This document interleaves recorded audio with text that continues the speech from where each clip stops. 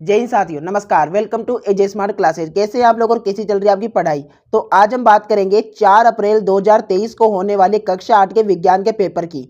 तो आज मैं आपके लिए लेके आया हूँ साथियों विज्ञान विषय का पेपर। काफ़ी ज़्यादा इंपॉर्टेंट पेपर है। इस पेपर से आपको काफ़ी क्वेश्चन बोर्ड परीक्षा में देखने को मिलेंगे और इस प्रकार का बिल्कुल हूबहू इस प्रकार का ही पेपर होगा आपकी बोर्ड परीक्षा का।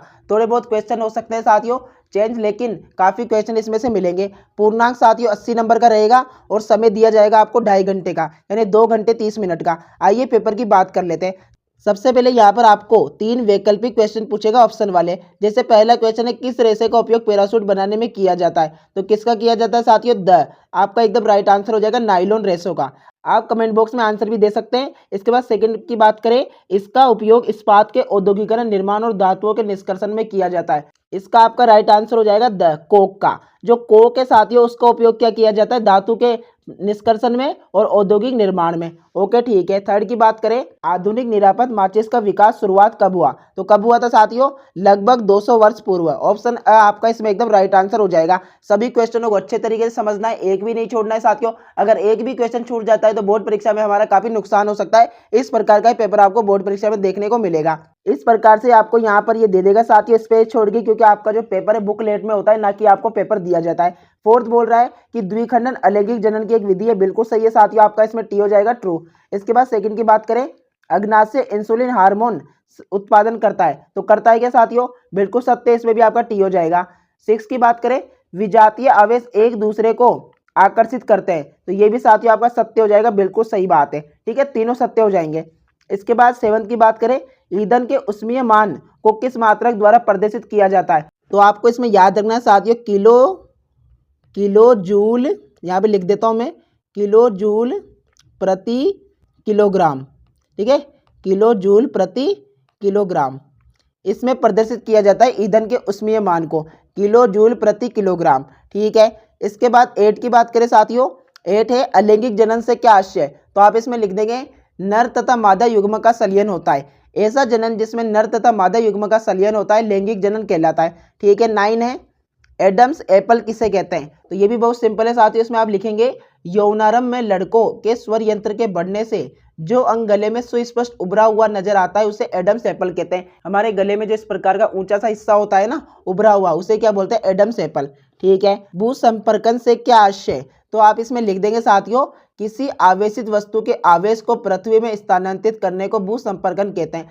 बहुत ही सिंपल है, किसी आवेशित वस्तु के आवेश को पृथ्वी में स्थानांतरित करने को भू संपर्कन कहते हैं। ठीक है। ओके। इसके बाद नेक्स्ट की बात करें, ओरोयन तारामंडल के प्रमुख तारों की अपेक्षित स्थितियां दर्शाने के लिए आरेख खींचिए। तो स्क्रीन पे आप देख सकते हैं साथियों इस प्रकार का होगा ओरोयन का। तो आप एग्जाम में ये बना देना अगर ये पूछे तो। ठीक है। इसके बाद नेक्स्ट की बात करें, फल सब्जियों को लंबे समय तक खुला रखने पर वे खराब क्यों हो जाती है, कारण समझाइए, इनको खराब होने से बचाने के कोई उपाय लिखिए। तो आप इसमें लिखेंगे फल तथा सब्जियों को लंबे समय तक खुला रखने पर उनमें सूक्ष्मजीव उत्पन्न हो जाते हैं। क्या हो जाते हैं साथियों, सूक्ष्मजीव। ये सूक्ष्मजीव इन्हें संदूषित कर देते हैं। इसके परिणाम स्वरूप फल सब्जी आदि खराब हो जाती है। ये तो रीजन हो गया। इसके बाद हम साथियों इनके उपाय बताएं।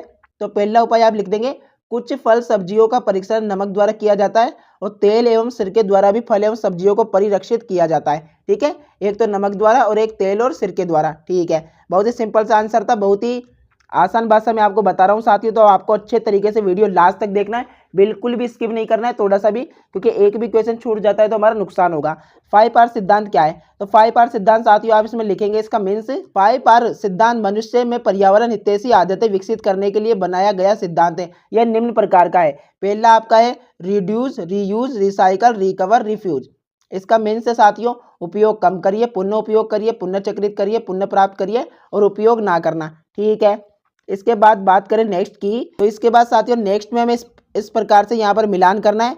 यहाँ पर जो समूह 1 है उसको समूह 2 से हमें मिलाना है। ठीक है, मिलान कर लेते हैं। तो यहाँ पर कोक किससे मिलेगा साथियों, कोक आपका हो जाएगा साथियों इससे 20 है, इस्पात के औद्योगिक निर्माण में होता है, जो हमने ऊपर ही समझा था। इसके बाद कोलतार, तो कोलतार साथियों संश्लेषित क्या है, रंग, औषधि, विस्फोटक, सुगंध, प्लास्टिक, पेंट, फोटोग्राफी सामग्री, छत्र निर्माण आदि में किया जाता है। स्नेहक तेल की बात करें साथियों, ये स्नेहन में होता है इसका उपयोग।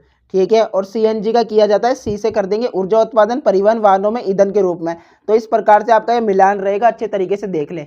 ओके, आशा करता हूँ आप समझ गए होंगे। एक एक क्वेश्चन अच्छे तरीके से समझ रहे हैं साथियों, कोई भी डाउट नहीं छोड़ेंगे, बस आपको वीडियो लास्ट तक देखना है। इसके बाद है काटे गए वृक्षों की कमी पूरी करने के लिए उससे अधिक संख्या में नए वृक्ष लगाने चाहिए, सत्य या नहीं? तो बिल्कुल सत्य बातें लगानी चाहिए। इसके बाद सेकंड बोल रहा है वह क्षेत्र जिसमें जंतु अपने प्राकृतिक आवास में संरक्षित होते हैं चिड़ियाघर कहलाता है। नहीं साथियों, गलत ही है, तो इसमें आप असत्य पे टिक लगा देना। इसके बाद स की बात करें, किसी क्षेत्र विशेष में पाई जाने वाली स्पीसीज विशेष क्षेत्र स्पीसीज कहलाती है। बिल्कुल सत्य है। तो बहुत ही सिंपल पेपर आएगा आपका, कोई कठिन नहीं आएगा। प्रवासी पक्षी सुदूर क्षेत्रों में जलवायु परिवर्तन के कारण पलायन करते हैं। तो जलवायु परिवर्तन के कारण ही करते हैं साथियों, ठीक है, सत्य हो जाएगा। ओके, इसके बाद है प्याज की झिल्ली की कोशिकाओं एवं मनुष्य की गाल की कोशिकाओं का नामांकित चित्र बनाइए। तो साथियों चित्र तो यहाँ पर बना नहीं सकते, तो मैं आपको स्क्रीन पे फोटो दिखा देता हूँ। इस प्रकार का आपका चित्र रहेगा।